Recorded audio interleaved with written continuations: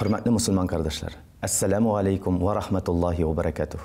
Biz sizin bilen bugün de Peygamberimiz Muhammed sallallahu aleyhi ve sellem'nin sünnetinde bulgan dualarını, zikirlerini öğrenmeye devam ederiz.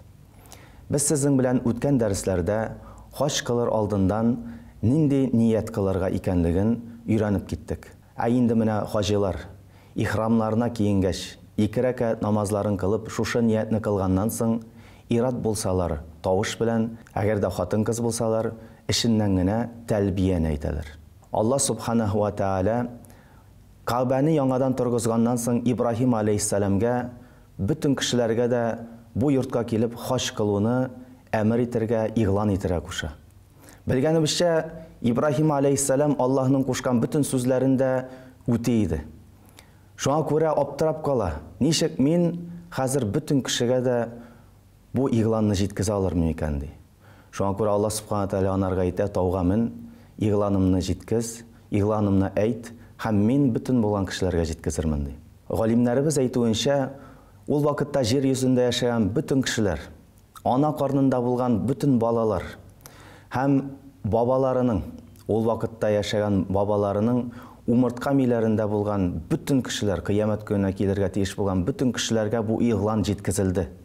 Hem galimlerimiz ayta, kimge ömürlerinde, turmuşlarında bu ulug' hac ibadetin kılуу nasip bulgan eken, alar bütünüsü de bu sözler bilen Allah subhanahu wa ta'alaga cevap verdiler. Şuna göre hac kılganda da bütün hacılar bu sözlerini yanadan kabatlay. Lebbeyk Allahümme lebbeyk. Lebbeyk la şerike leke lebbeyk. İnnel hamde ve ni'mete leke vel mulk la şerike lek. Bu sözlerinin manası, ya Rabbim, men senin karşında. Men senin karşında.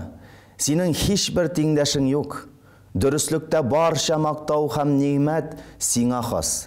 Hem hocalıkta sana has. Senin bir ninde tengdeşin yok. Yanadan kabatlayız.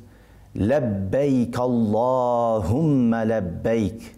Lebbeyk la şerike leke lebbeyk. İnnel hamde ve ni'mete leke vel mulk la şerike lek. Hürmetli Müslüman kardeşler, her birimizge de Allah subhanahu wa ta'ala İbrahim aleyhisselam yasagan şuşa ilanga cevap bergen nasip etsin. Her birimizge de şuşa izgi jirlerge, Mekke, Medinelerge barıp, haclarımızını kılganda bu sözler bilen Allah'a yalvarıga, Allah'ım, Rabbim, mene senin şakuruna cevap verdim, men senin karşında emir et, men bu ibadetlerini öterge keldim. Ya Rabbim, menim günahlarımını gafu etip, haclardan yanı tuğan baladay günahsız bulup kaytarga hemme bizge de nasip bulsun.